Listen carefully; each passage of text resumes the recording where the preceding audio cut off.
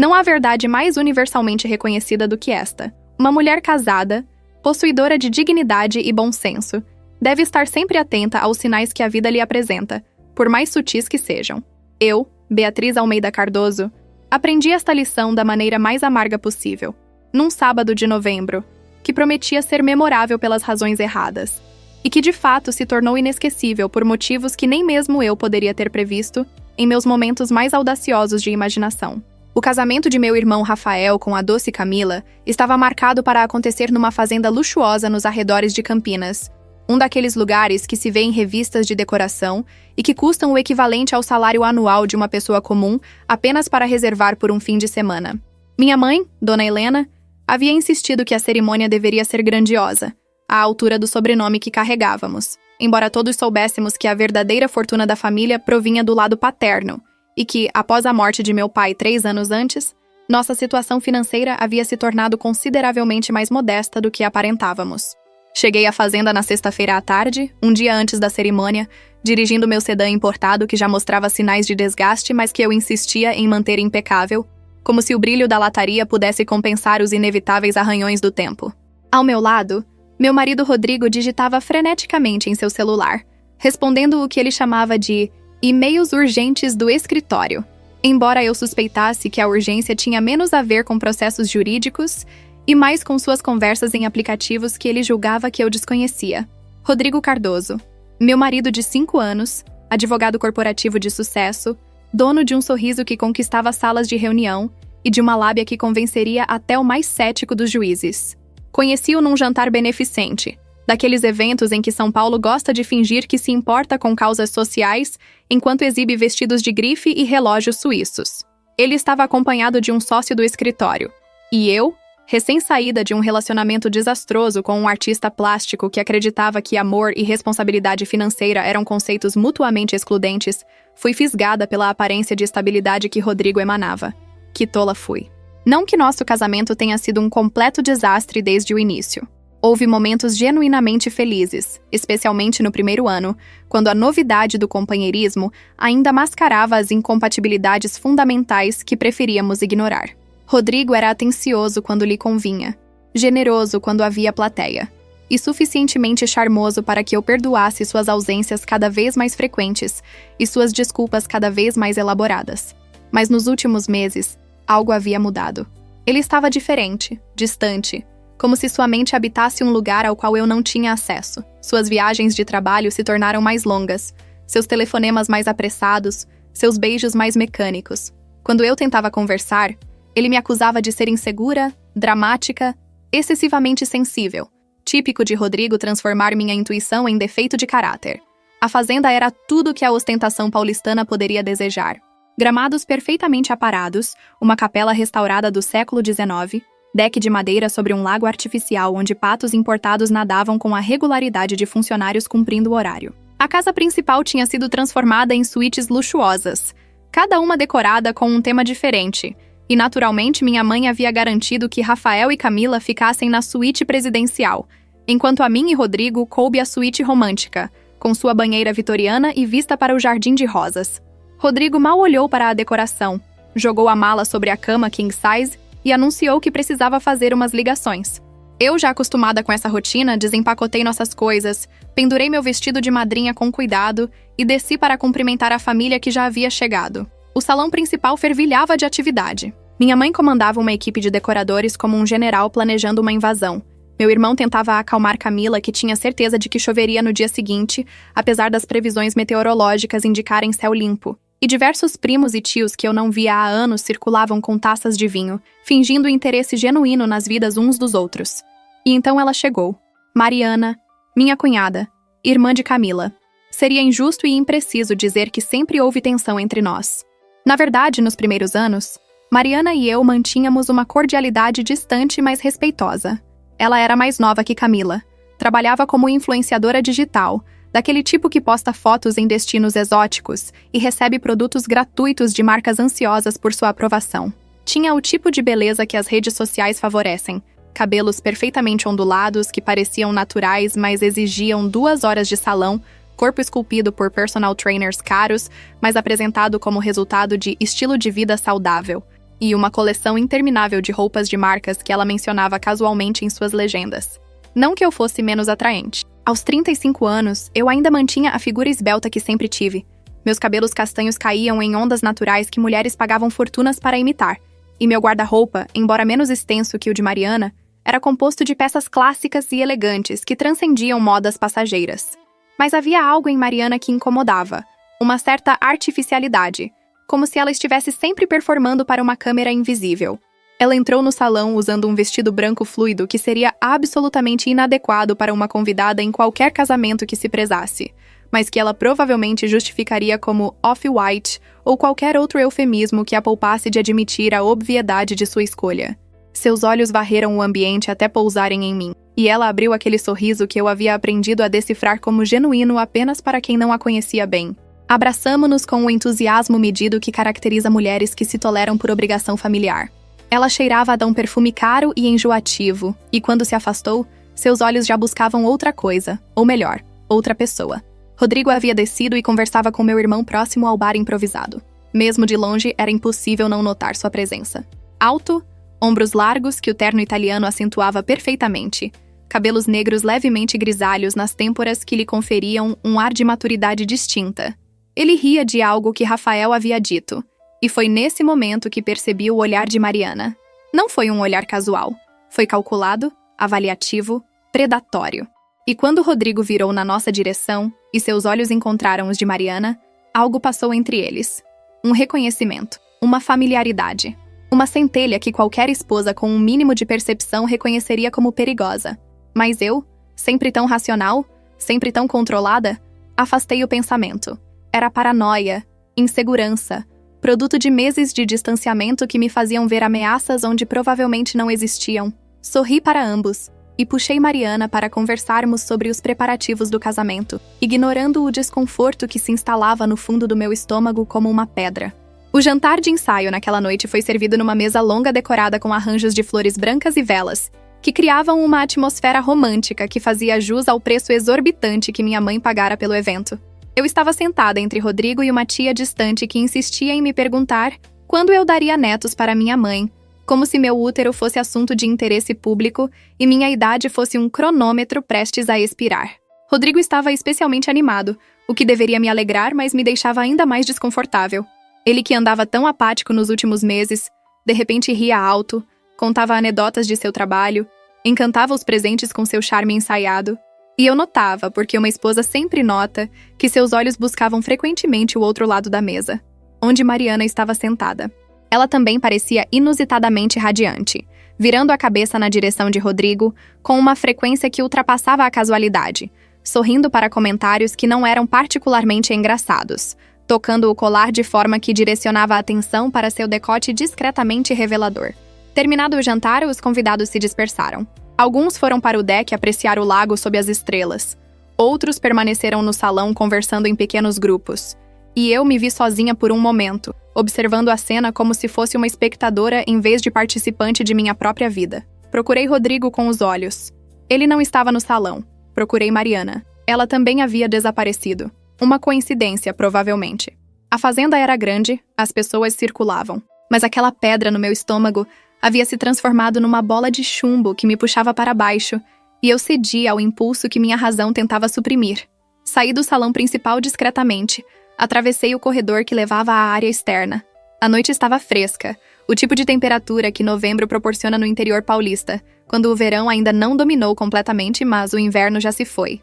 Caminhei pelos jardins iluminados por luminárias estrategicamente posicionadas, seguindo o som de vozes que vinham da direção da capela.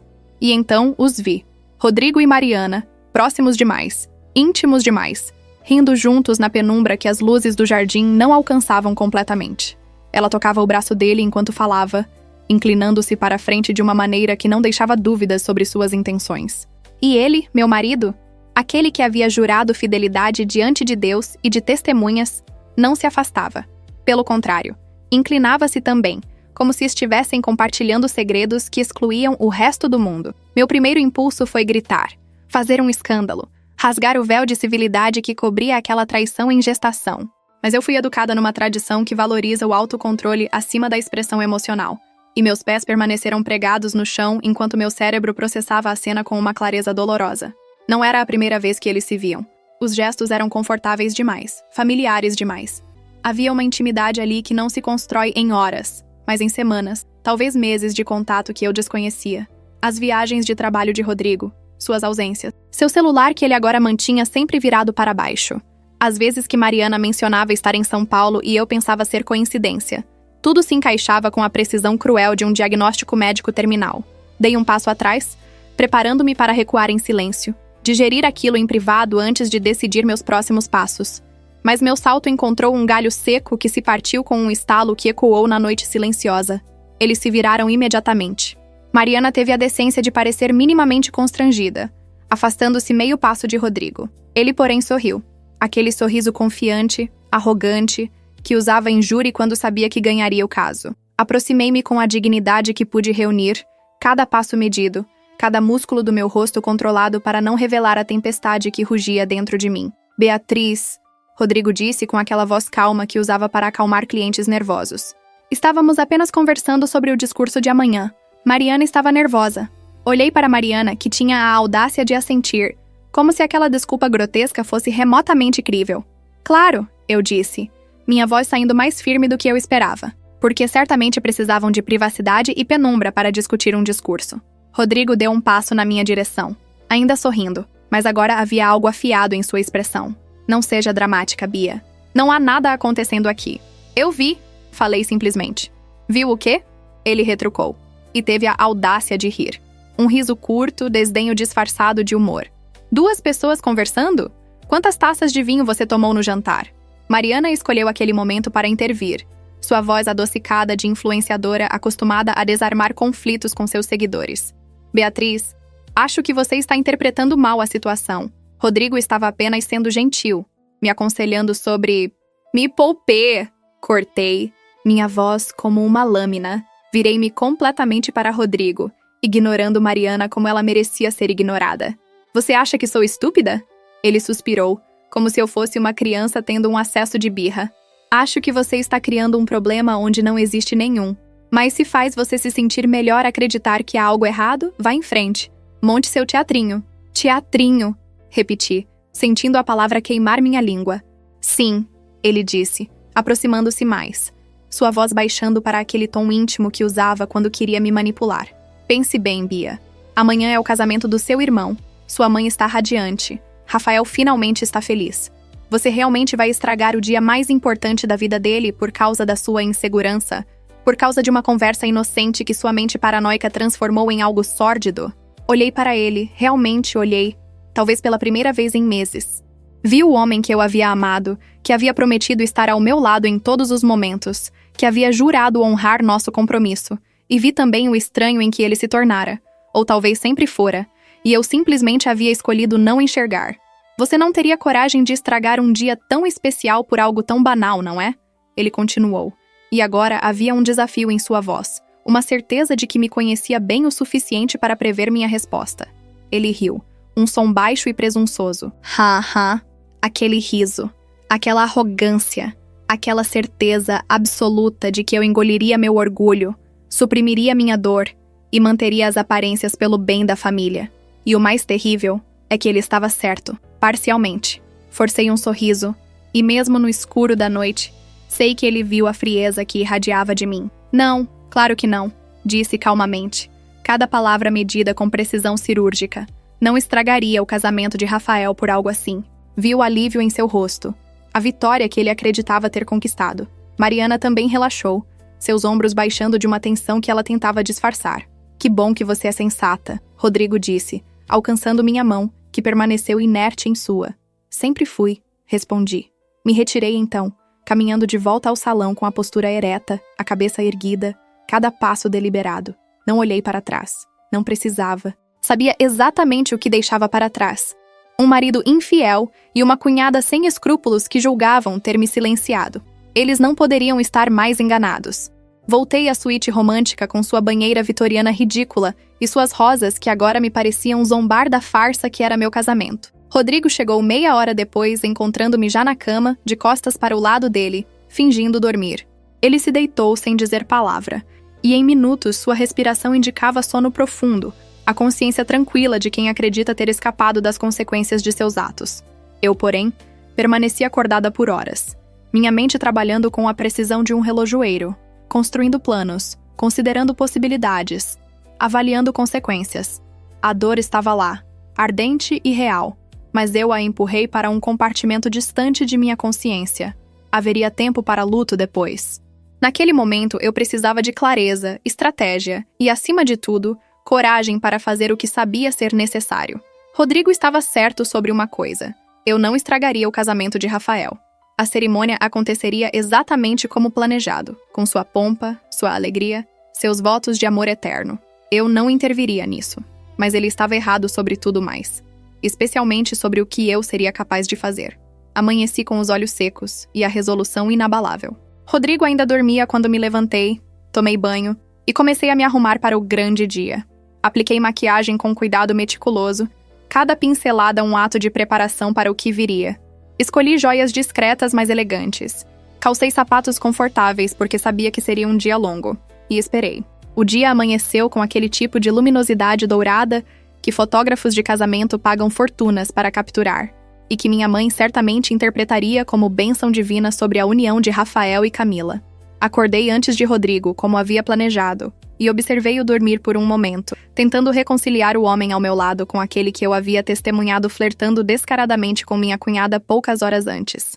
Seus traços relaxados no sono tinham uma inocência que sua vigília jamais possuiria novamente aos meus olhos. Desci para o café da manhã encontrando a fazenda transformada num formigueiro de atividade controlada. A equipe de eventos finalizava detalhes de última hora, floristas posicionavam arranjos estrategicamente e músicos ensaiavam discretamente em cantos designados. Minha mãe, Dona Helena, comandava tudo com a eficiência de quem nasceu para organizar espetáculos sociais. Seu vestido de madrinha já impecável às 7 da manhã, cada fio de cabelo no lugar. Ela me viu e acenou, mas seus olhos me avaliaram com aquela percepção maternal que detecta perturbações invisíveis a olhos menos treinados. Aproximou-se com 2 xícaras de café, oferecendo-me uma enquanto se sentava ao meu lado, numa das mesas do terraço que oferecia vista privilegiada para o lago, onde os patos importados continuavam sua natação mecânica. "Você dormiu bem?" perguntou. E não era uma pergunta casual. Minha mãe tinha aquele dom irritante de ler nas entrelinhas, de perceber quando algo estava errado mesmo quando todas as aparências indicavam o contrário. Perfeitamente. Menti com a desenvoltura de quem passou a noite aperfeiçoando a arte da dissimulação. Ela tomou um gole do café, seus olhos nunca deixando meu rosto. "Beatriz, você está pálida. E essas olheiras que a maquiagem não conseguiu disfarçar completamente me dizem que perfeitamente é um advérbio bastante generoso para descrever sua noite." Suspirei. Não adiantava tentar enganar Helena Almeida. "Só ansiedade pelo casamento", ofereci. O que tecnicamente não era mentira, embora omitisse informações cruciais. "Quero que tudo seja perfeito para Rafael." "Como eu", ela concordou. Mas seus olhos mantinham aquela suspeita que me acompanhara durante toda a infância cada vez que eu tentava esconder algo. "E Rodrigo? Ele também está ansioso?" Pronunciou o nome de meu marido com uma entonação particular, não exatamente desaprovadora, mas definitivamente não calorosa. Minha mãe sempre mantivera uma relação cordial, mas distante com Rodrigo, e eu suspeitava que ela, com sua intuição aguçada, havia percebido nuances em seu caráter que eu optara por ignorar durante nosso namoro. "Rodrigo está bem", respondi automaticamente. A resposta treinada que se dá quando o casamento é uma fachada que se recusa a desmoronar publicamente. Ela ia dizer algo mais, provavelmente algo inconvenientemente perspicaz, quando Rafael apareceu, radiante em sua felicidade pré-nupcial, arrastando-me para resolver alguma questão sobre a disposição dos lugares na recepção. Agradeci a interrupção, despedi-me de minha mãe com um beijo e segui meu irmão de volta ao salão. Rafael, 3 anos mais velho que eu, sempre fora o filho exemplar. Bem-sucedido em sua empresa de consultoria, equilibrado em suas decisões, sensato em suas escolhas românticas.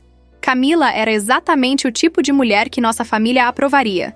Educada, de boa família, com carreira própria como arquiteta e genuinamente apaixonada por meu irmão de uma forma que transcendia conveniências sociais ou financeiras. Eles haviam se conhecido numa viagem de trabalho a Portugal, e desde então construíram um relacionamento que eu observava com uma mistura de admiração e inveja crescente, especialmente à medida que meu próprio casamento se deteriorava. "Bia", Rafael disse enquanto caminhávamos pelos corredores decorados com tecidos claros e flores discretas. Você tem certeza de que está bem fazendo o discurso hoje? Sei que você e Rodrigo andam meio distantes ultimamente. E se for difícil falar sobre amor e casamento, posso pedir para a prima Lúcia fazer. Parei no meio do corredor, surpresa com sua percepção. Você notou? Ele sorriu com aquela ternura fraternal que me fazia lembrar de quando éramos crianças, e ele me defendia de valentões na escola. Sou seu irmão, Bia. Claro que notei. Rodrigo anda diferente, você anda diferente. Não sou cego. Mas é seu dia. Desviei, não querendo carregar meu irmão com meus problemas conjugais horas antes de seu próprio casamento. Não vamos falar sobre isso agora. Justamente porque é meu dia que posso perguntar. Ele insistiu, segurando meu braço com gentileza. Você é minha irmã. Sua felicidade importa para mim. Se houver algo errado, se precisar conversar, sair, o que for, estou aqui. Senti lágrimas ameaçarem pela primeira vez desde que havia flagrado Rodrigo e Mariana, mas as contive com força de vontade que não sabia possuir.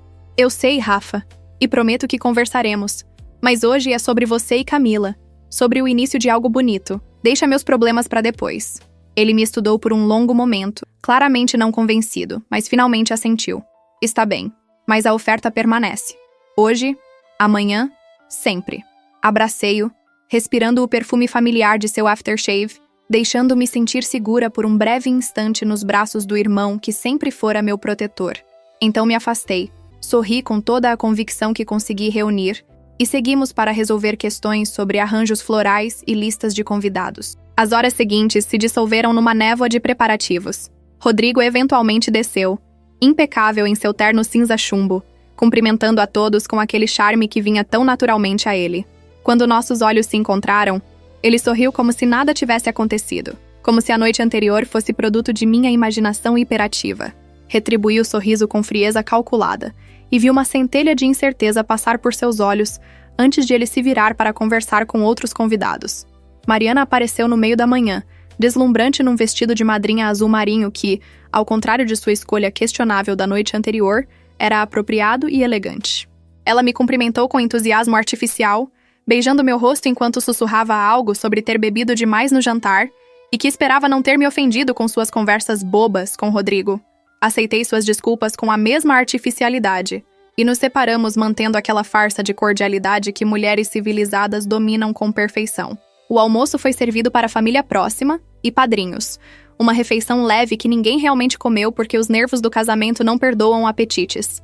Sentei-me estrategicamente longe de Rodrigo e Mariana, posicionando-me entre minha mãe e uma tia que monopolizava conversas com histórias intermináveis sobre seus netos prodígios. Foi durante a sobremesa que minha mãe me entregou um envelope discretamente. Seu pai escreveu isso para você há anos, ela sussurrou, seus olhos brilhando com lágrimas contidas. Pediu que eu entregasse quando sentisse que você precisasse. Acho que esse momento é agora. Olhei para o envelope amarelado pelo tempo, reconhecendo imediatamente a caligrafia elegante de meu pai. Dr. Eduardo Almeida, cirurgião cardiovascular renomado, homem de princípios inabaláveis e amor incondicional por seus filhos. Ele havia morrido repentinamente de um aneurisma cerebral 3 anos antes, partindo sem avisos, deixando um vazio que nenhum tempo parecia capaz de preencher completamente. Mãe, comecei, mas ela balançou a cabeça. Leia depois, quando estiver sozinha, mas leia hoje. Ela apertou minha mão, e naquele gesto estava contido todo o amor e preocupação que palavras não conseguiriam expressar. Guardei o envelope na bolsa, sentindo seu peso como se carregasse muito mais que papel e tinta. A tarde avançou com aquela velocidade particular dos dias importantes, onde horas se comprimem em minutos e antes que se perceba, está na hora de se arrumar para a cerimônia. Subi para a suíte às 3 horas, dando-me tempo generoso para a transformação que todo casamento formal exige. Rodrigo já estava lá, ajustando a gravata diante do espelho com a mesma meticulosidade que aplicava a tudo em sua vida. Ele me viu pelo reflexo, mas não se virou. Você vai fazer alguma cena hoje? Perguntou casualmente, como se discutíssemos o cardápio do jantar. Não! Respondi com a mesma casualidade. Ótimo!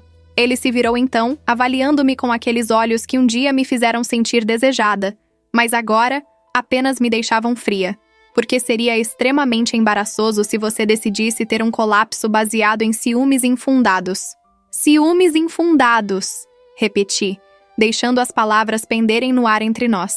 Sim, ele se aproximou e pela primeira vez detectei uma nota de cautela em sua postura.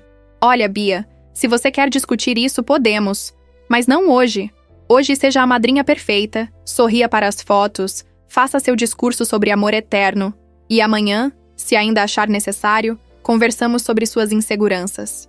Minhas inseguranças. Ele havia transformado sua traição em meu defeito com a habilidade de um ilusionista, desviando a atenção do truque. Você tem razão, concordei, e vi o alívio imediato em seu rosto. Hoje é sobre Rafael e Camila. Amanhã conversaremos. Ele sorriu, aquele sorriso vencedor, e se inclinou para me beijar. Virei o rosto e seus lábios encontraram minha bochecha. Ele franziu o senho, mas não comentou, terminando de se arrumar e saindo da suíte com uma desculpa sobre ajudar Rafael com alguma coisa. Fiquei sozinha, então, sentada na cama com seu edredom ridiculamente romântico, e retirei o envelope que minha mãe me dera. Abri-o com cuidado, como se o papel pudesse se desintegrar ao toque, e deslizei para fora uma carta escrita na caligrafia inconfundível de meu pai. Minha querida Beatriz, começava, e imediatamente lágrimas embaçaram minha visão.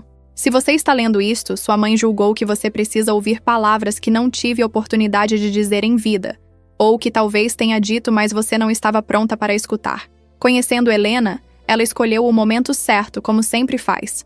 Quero falar com você sobre coragem, minha filha. Não a coragem que se manifesta em grandes gestos heróicos ou decisões épicas, mas a coragem silenciosa e diária de viver autenticamente, de honrar seus próprios valores mesmo quando o mundo pressiona você a conformar-se. Você sempre foi minha filha mais sensata, mais controlada, mais preocupada com a opinião alheia e com manter aparências. Essas qualidades serviram bem a você em muitos aspectos, mas temo que também tenham se tornado uma prisão.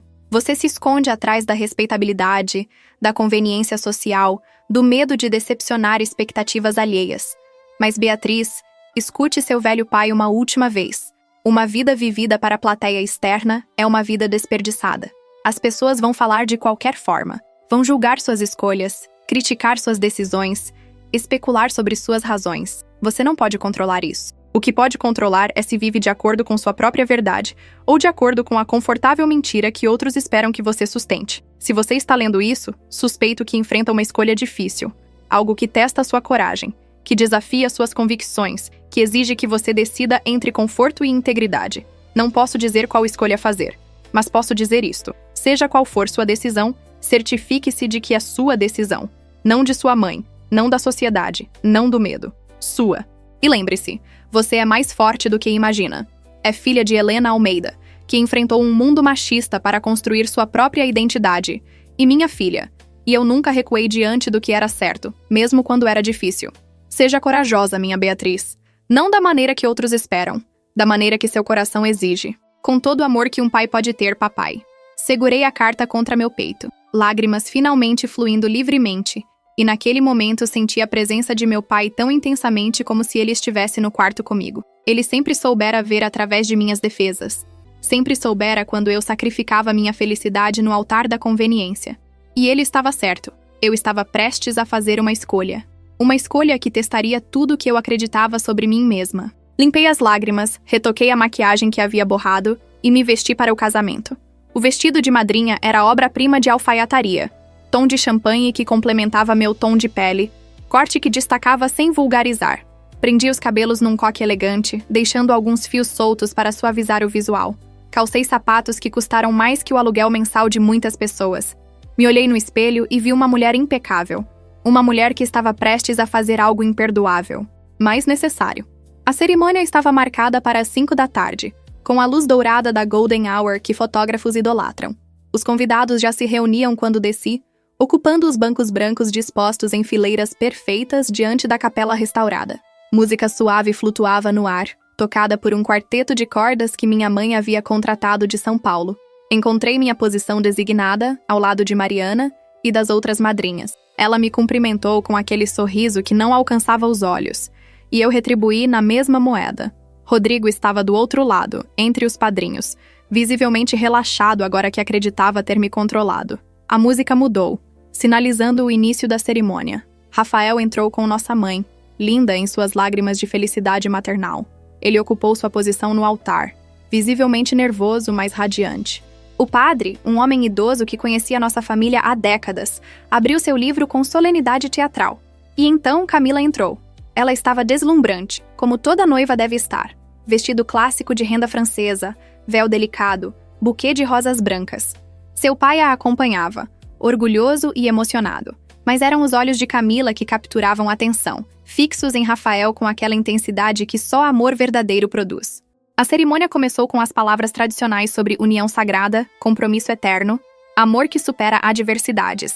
Eu deveria estar atenta às palavras do padre, mas minha mente trabalhava em outra frequência, revisando mentalmente cada passo do que estava prestes a fazer, certificando-me de que não havia esquecido nenhum detalhe. Os votos foram trocados. Rafael prometeu amar Camila em todos os dias de sua vida, e sua voz tremia de emoção genuína. Camila prometeu ser sua companheira fiel, e lágrimas corriam livremente por seu rosto. Era bonito. Era real. Era tudo que meu próprio casamento nunca fora. Se alguém conhece algum impedimento para que esta união não se realize, o padre entoou com a ritualística habitual. Que fale agora, ou cale-se para sempre.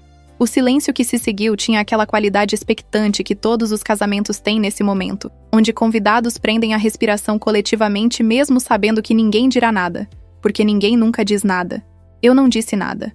Deixei o momento passar, vi o alívio discreto no rosto do padre, ouvi as palavras finais sendo pronunciadas. Eu os declaro marido e mulher. Aplausos explodiram. Rafael beijou Camila com paixão adequada ao momento. Música alegre substituiu os tons solenes anteriores. Os noivos caminharam de braços dados pelo corredor formado pelos convidados, radiantes, alheios ao que estava por vir. A sessão de fotos consumiu a hora seguinte. Poses obrigatórias com família, amigos, padrinhos. Sorri para cada câmera, abracei cada pessoa. Representei meu papel com a perfeição que anos de condicionamento social haviam me ensinado. Rodrigo aparecia ocasionalmente ao meu lado para fotos de casais, seu braço em minha cintura numa intimidade que já não existia, e eu me encostava nele com a desenvoltura de quem dominou a arte da falsidade socialmente aceitável. Finalmente, quando o sol começava sua descida no horizonte pintando o céu de laranjas e rosas, fomos liberados para a recepção. O salão principal havia sido transformado em cenário de conto de fadas. Iluminação estratégica criando atmosfera mágica, mesas decoradas com arranjos florais que provavelmente custaram mais que um carro popular. Uma banda ao vivo já tocava, e garçons circulavam com bandejas de champanhe e canapés elaborados. Tomei uma taça, precisando da coragem líquida para o que viria. Rodrigo apareceu ao meu lado, pegando sua própria taça. "Está nervosa com o discurso?" Ele perguntou, e havia algo em seu tom que sugeria esperança de que eu fizesse papel ridículo, tropeçasse nas palavras, confirmasse sua narrativa de que eu era a esposa emocionalmente instável. "Não", respondi simplesmente tomando um gole da bebida. O champanhe estava perfeito, gelado na medida certa, bolhas delicadas subindo elegantemente na taça de cristal. Era uma pena desperdiçar champanhe tão bom num momento como aquele. "Bem, tente não mencionar nosso casamento", ele disse com aquele tom de quem dá conselhos óbvios a quem julga incompetente. "As pessoas não precisam saber que estamos passando por uma fase difícil. Uma fase difícil, como se traição fosse equivalente a discordar sobre qual restaurante escolher para jantar." "Não se preocupe", assegurei-o, e meu sorriso deve ter tido algo de perturbador porque ele me olhou com súbita apreensão antes de se afastar, provavelmente em busca de Mariana para mais uma de suas conversas íntimas. Os convidados foram gradualmente se acomodando nas mesas. Eu estava na mesa principal, como convinha à minha posição de irmã da noiva e madrinha, entre minha mãe e um primo distante. Rafael e Camila ocupavam o centro, ainda em seu mundo particular de felicidade nupcial. Do outro lado, Mariana conversava animadamente com as outras madrinhas, ocasionalmente lançando olhares na direção de Rodrigo que ela julgava discretos, mas que eram tão sutis quanto fogos de artifício. O jantar foi servido em sucessão elegante de pratos que provavelmente levaram dias para serem planejados. Entrada de carpaccio com alcaparras, seguida de risoto de funghi porcini, depois carré de cordeiro com crosta de ervas, finalizando com um mil-folhas que desafiava as leis da física em sua delicadeza. Cada prato acompanhado de vinho cuidadosamente selecionado, cada curso anunciado pelo mestre de cerimônias com pompa desnecessária. Comi mecanicamente, saboreando pouco, minha mente em outro lugar. Ao meu lado, minha mãe também parecia distraída, empurrando comida pelo prato mais do que realmente comendo. Ela me lançava olhares ocasionais que eu fingia não notar, sabendo que se fizéssemos contato visual prolongado, ela leria em meus olhos o que estava prestes a fazer e tentaria me impedir. Entre o prato principal e a sobremesa, os discursos começaram. O pai de Camila falou primeiro, Um discurso comovente sobre ver sua filha crescer de menina sonhadora a mulher realizada, sobre confiar Rafael com seu tesouro mais precioso. Ele chorou abertamente, sem vergonha de suas lágrimas, e o salão inteiro se emocionou com sua sinceridade. Minha mãe foi a próxima, e sua oratória impecável encheu o espaço com anedotas cuidadosamente escolhidas sobre Rafael, misturando humor e sentimento na medida certa. Ela concluiu com um brinde aos noivos, desejando que eles construíssem um amor tão sólido quanto aquele que ela partilhara com meu pai, e sua voz quebrou ao mencionar o marido que perdera. Aplausos sinceros ecoaram quando ela terminou. Outros padrinhos e madrinhas fizeram suas contribuições, cada um tentando equilibrar entretenimento e emoção, alguns com mais sucesso que outros. Um dos amigos de faculdade de Rafael contou histórias constrangedoras que fizeram os noivos rirem e a família franzir o senho. Uma das amigas de Camila recitou um poema sobre amor eterno que era sincero, mas poeticamente questionável. E então chegou minha vez. O mestre de cerimônias anunciou meu nome com aquela entonação formal que transformava até os momentos mais simples em eventos solenes. E agora, ouviremos a irmã do noivo, Beatriz Almeida Cardoso. Levantei-me sentindo todos os olhos convergindo para mim. 200 convidados, talvez mais, cada um esperando o discurso convencional sobre amor fraternal e votos de felicidade. Caminhei até o pequeno palco onde um microfone havia sido posicionado, meus saltos ressoando no chão de madeira com regularidade metronômica. Olhei para o salão, vi Rafael, sorrindo expectante, segurando a mão de Camila. Vi minha mãe, orgulhosa, mas com aquela centelha de preocupação ainda brilhando em seus olhos. Vi Rodrigo, recostado em sua cadeira com aquela confiança arrogante, já descartando qualquer possibilidade de que eu me desviasse do script esperado. Vi Mariana, linda e falsa, sorrindo como se fôssemos amigas. Vi todas as pessoas que compunham meu mundo social, minha rede de relacionamentos, minha posição na hierarquia da sociedade paulistana. Vi tudo que estava prestes a sacrificar. E senti paz. Boa noite a todos, comecei, minha voz saindo firme e clara através dos alto-falantes. Para quem não me conhece, sou Beatriz, irmã de Rafael e madrinha deste casamento lindo. Pausa. Sorri. Exatamente como se supunha que eu fizesse. Quando Rafael me pediu para fazer este discurso, fiquei honrada, mas também apreensiva. Afinal, o que dizer sobre amor e casamento que já não tenha sido dito milhares de vezes? Como capturar em palavras a complexidade de uma união entre duas pessoas? Vi alguns convidados assentirem, já antecipando as platitudes convencionais que viriam a seguir. Pensei muito sobre isso nas últimas semanas. Sobre o que significa estar casado, sobre votos que fazemos, sobre promessas que juramos cumprir. Minha voz mantinha-se tranquila, quase suave, mas algo em meu tom fez Rafael inclinar-se para a frente, uma ruga de preocupação surgindo entre suas sobrancelhas. E percebi algo fundamental. Casamento não é sobre o dia bonito, a festa cara, o vestido deslumbrante. Embora tudo isso seja maravilhoso, acrescentei, gesticulando para o salão decorado, arrancando alguns risos. Casamento é sobre honestidade, fidelidade, respeito mútuo. Vi Rodrigo endurecer em sua cadeira. Ele estava começando a perceber que algo estava errado. É sobre confiar que a pessoa ao seu lado honrará os votos que fez, que não transformará seu compromisso em mentira, que não trairá sua confiança da forma mais fundamental possível. O silêncio no salão começou a mudar de qualidade. Não era mais a atenção educada que discursos de casamento comandam, mas algo mais tenso, mais alerta. As pessoas começavam a sentir que aquilo não era um discurso convencional. Rafael, me dirigi diretamente a meu irmão. Você sempre foi meu exemplo de integridade, de honestidade, de fazer a coisa certa mesmo quando é difícil. E por isso sei que você e Camila construirão um casamento baseado em verdade, não em aparências, não em fingimentos. Rafael me observava com intensidade crescente, claramente confuso sobre o rumo que meu discurso estava tomando. Por que aparências, meus queridos convidados? Continuei, virando-me de volta para o salão. São perigosas.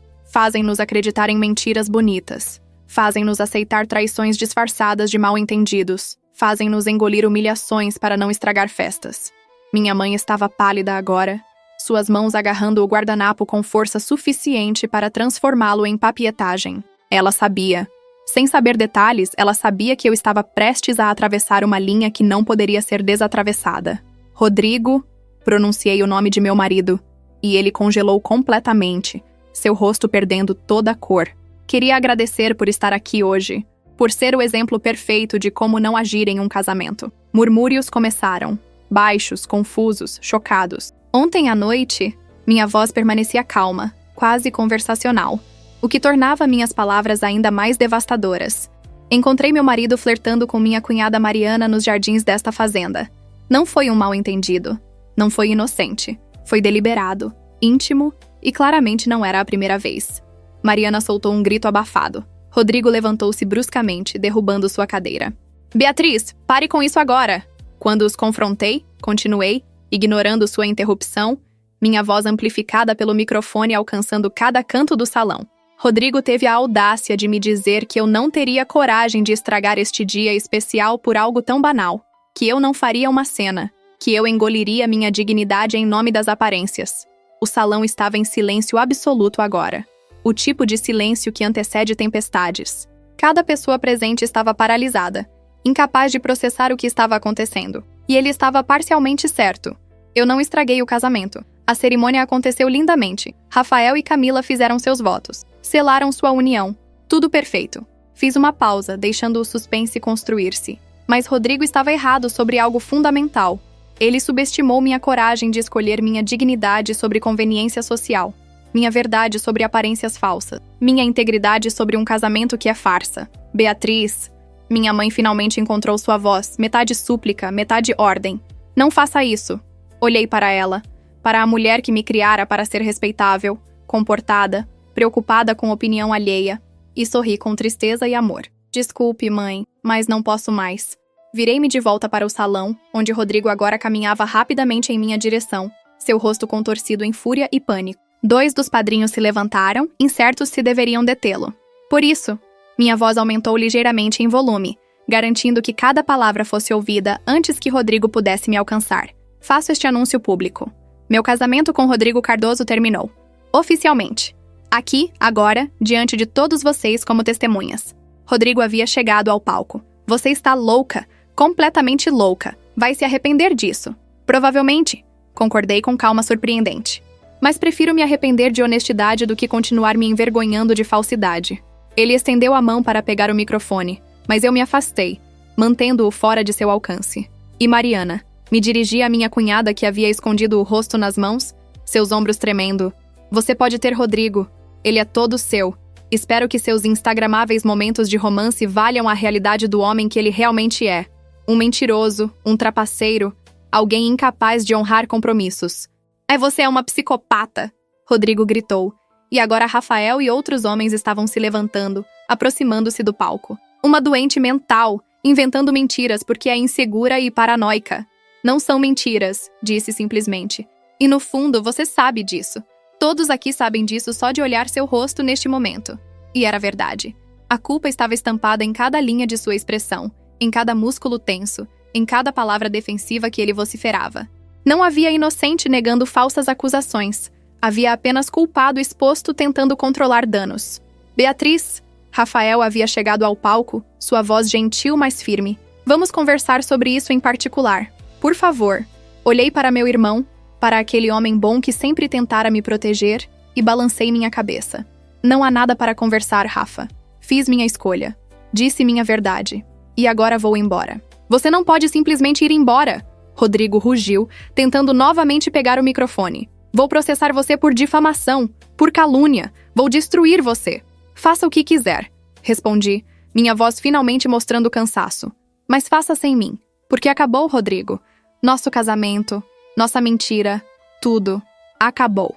Desci do palco, minhas pernas tremendo levemente, mas ainda me sustentando. Rodrigo tentou me segurar pelo braço, mas Rafael se interpôs. Sua voz baixa, mas ameaçadora. Não toque nela. Caminhei pelo salão em direção à saída. 200 pares de olhos me seguiam. Alguns chocados, outros escandalizados, outros ainda com algo que poderia ser admiração. Ouvia murmúrios explodindo em minha trilha, vozes sussurrando, celulares sendo discretamente alcançados para capturar o drama que certamente se tornaria lenda nas redes sociais de São Paulo. Minha mãe me interceptou próximo à porta, seu rosto uma máscara de emoções conflitantes. Beatriz, o que você fez? O que deveria ter feito há meses? Respondi. E minha voz quebrou pela primeira vez. Escolhi minha dignidade, mãe, como o papai teria querido. Seus olhos se encheram de lágrimas, e por um momento pensei que ela me repreenderia. Mas então ela me abraçou, forte, apertado, e sussurrou em meu ouvido. Eu entendo. Deus me ajude. Eu entendo. Afastei-me gentilmente. Me desculpe por fazer isso no casamento de Rafael. Ele vai entender, ela disse, limpando suas lágrimas. Eventualmente. E Camila também. Eles sabem quem você é. Assenti, incapaz de falar. Virei-me de novo para a saída. E foi quando vi. Rodrigo e Mariana agora conversavam intensamente perto da mesa principal. Ela chorando, ele gesticulando agressivamente. Camila observava a irmã com expressão que misturava desapontamento e algo mais complexo. Rafael tentava acalmar a situação. Sempre o mediador.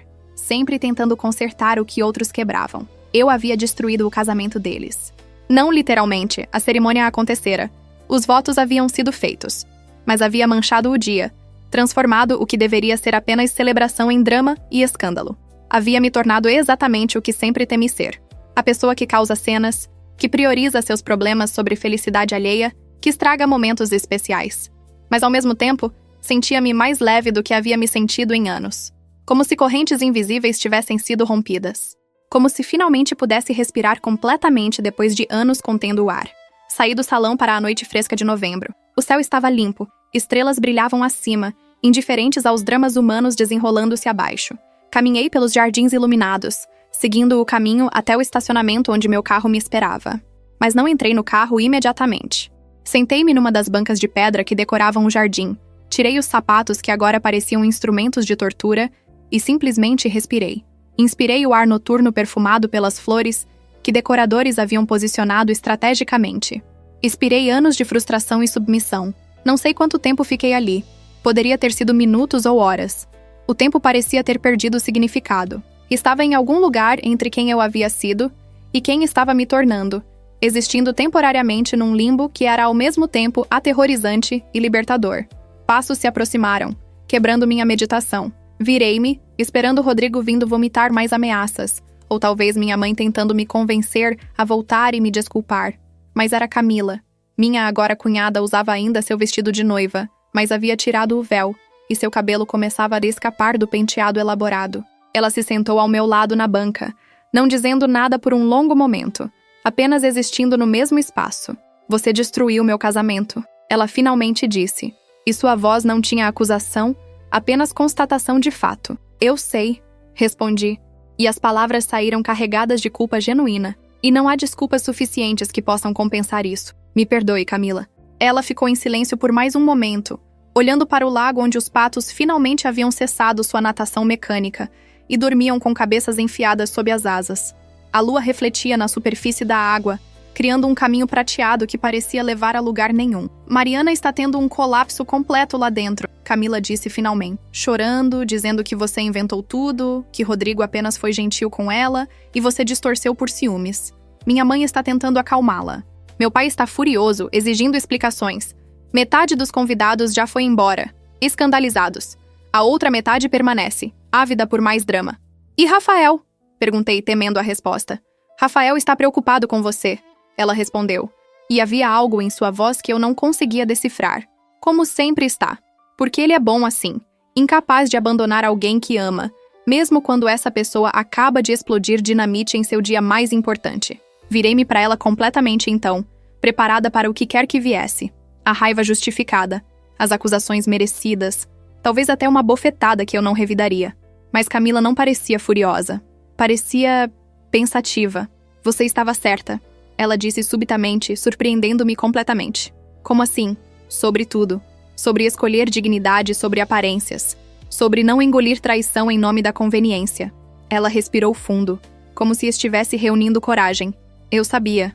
Meu coração parou. Sabia o quê? Sobre Mariana e Rodrigo. Suas palavras caíram como pedras num lago silencioso. Não sabia com certeza, mas suspeitava há semanas. As mensagens estranhas no celular dela que ela escondia quando eu me aproximava. As idas frequentes a São Paulo que não faziam sentido. A forma como ela mencionava seu nome com frequência demais. Sempre casualmente. Sempre tentando parecer desinteressada, mas falhando miseravelmente. Fiquei paralisada processando aquela confissão. E você não me disse nada? Camila riu amargamente. Porque não tinha certeza. E porque eu sou covarde, Beatriz. Não como você. Eu priorizo a harmonia familiar, evito confrontos, finjo não ver problemas esperando que desapareçam por conta própria. Quando comecei a suspeitar, pensei, não posso acusar minha irmã de algo assim sem provas. Não posso arruinar meu próprio casamento antes mesmo dele acontecer, trazendo esse tipo de drama. Seria egoísta da minha parte estragar as coisas.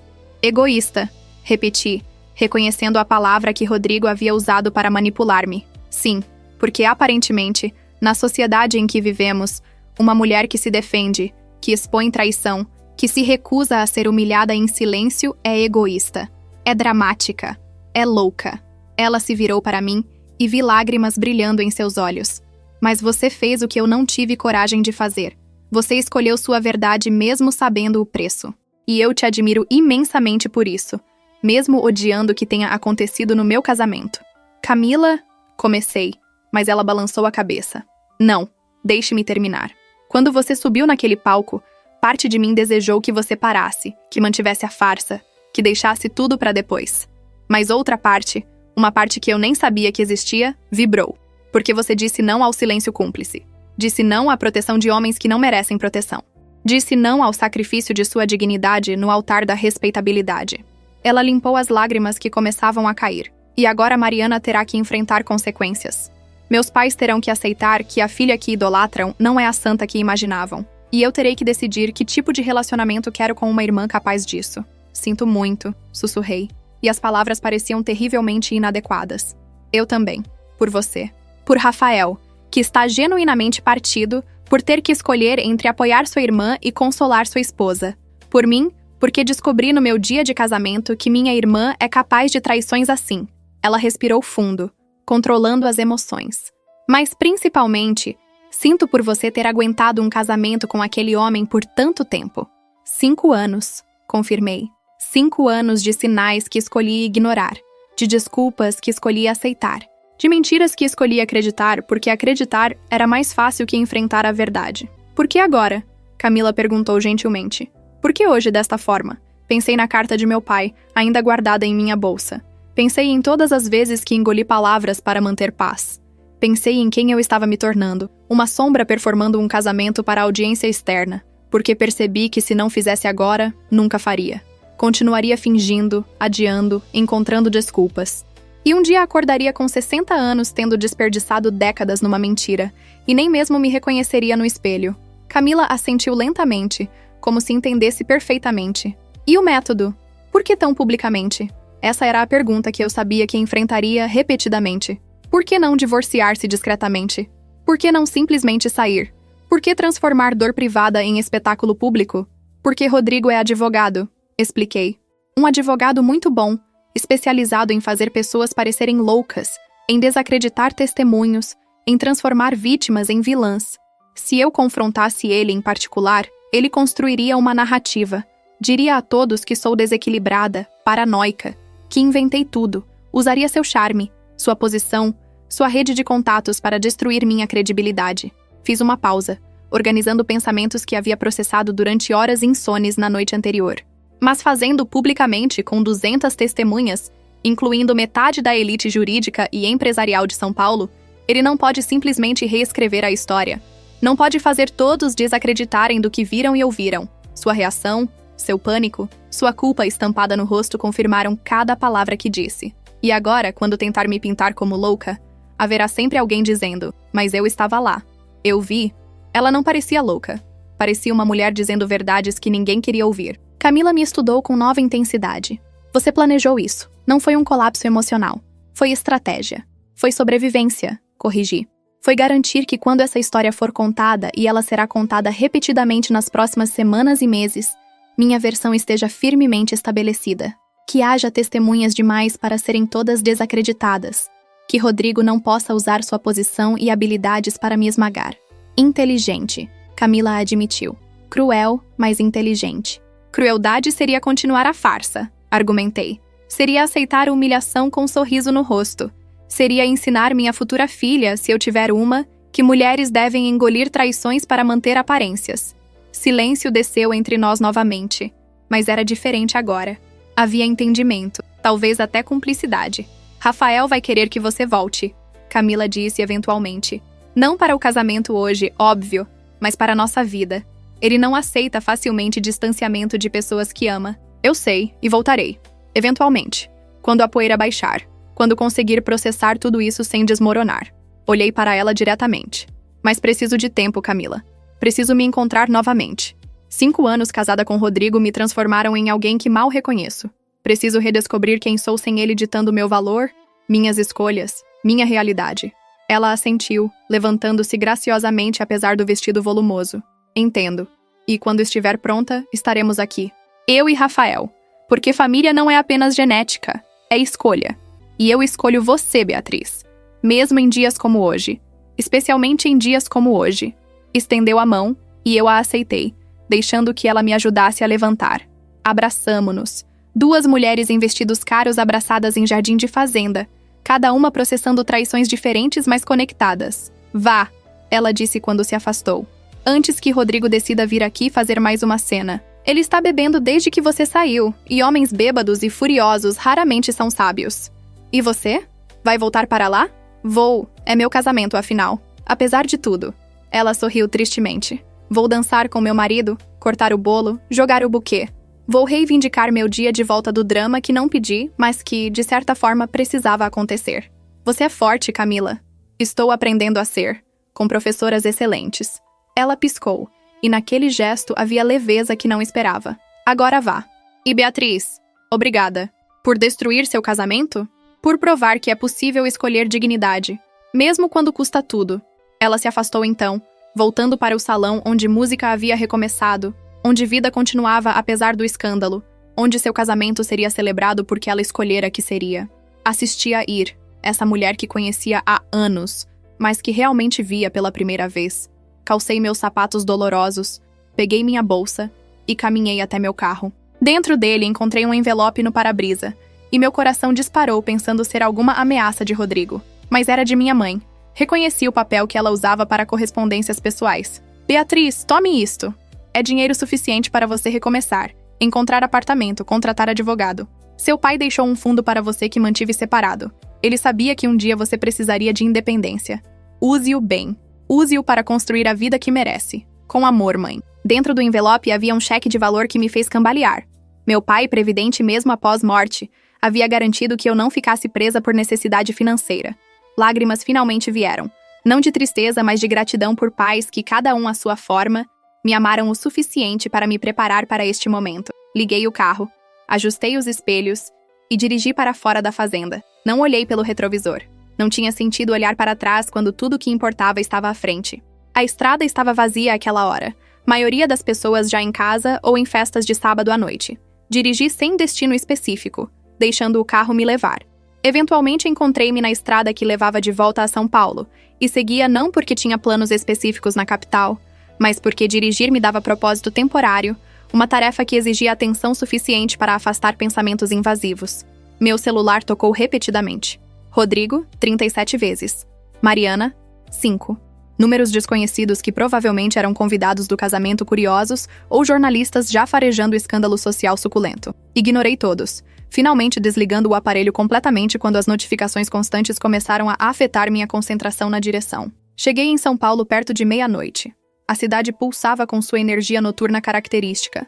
Pessoas transitando entre bares e baladas, vida continuando indiferente aos dramas pessoais que nela aconteciam. Dirigi até meu apartamento, o lar que compartilhava com Rodrigo há 3 anos. E pela primeira vez o vi como realmente era. Uma prisão com móveis caros. Mas não entrei. Não ainda.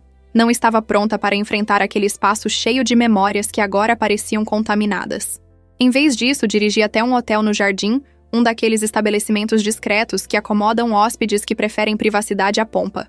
O recepcionista noturno não piscou ao me ver chegar com vestido de festa e olhos inchados de lágrimas. São Paulo era assim, acostumada a testemunhar dramas humanos sem julgar ou comentar. Preciso de um quarto, disse simplesmente. Por quantas noites? Pensei na pergunta. Quanto tempo levaria para processar tudo? Para começar procedimentos de divórcio? Para construir nova vida? Não sei. Comece com 1 semana. Ele assentiu, processou o pagamento que felizmente minha mãe havia tornado possível e me entregou chave de quarto no 8º andar com vista para a avenida iluminada.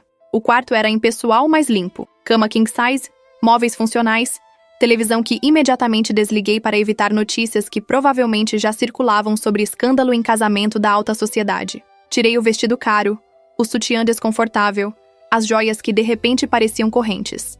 Tomei banho quente até a água esfriar, deixando lágrimas finalmente fluírem livremente misturadas com água do chuveiro.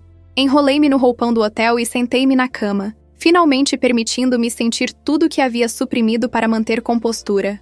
Dor, raiva, traição, vergonha, medo, libertação, alívio. Tudo misturado numa tempestade emocional que me sacudiu até exaustão.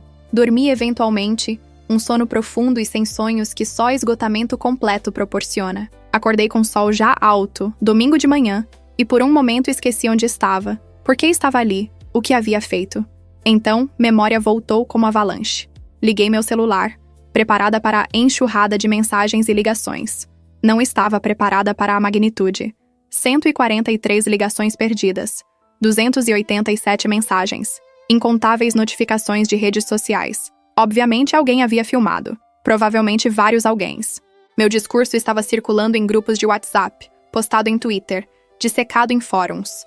Alguns me chamavam de heroína, outros de louca, outros ainda de vadia vingativa destruindo o homem inocente.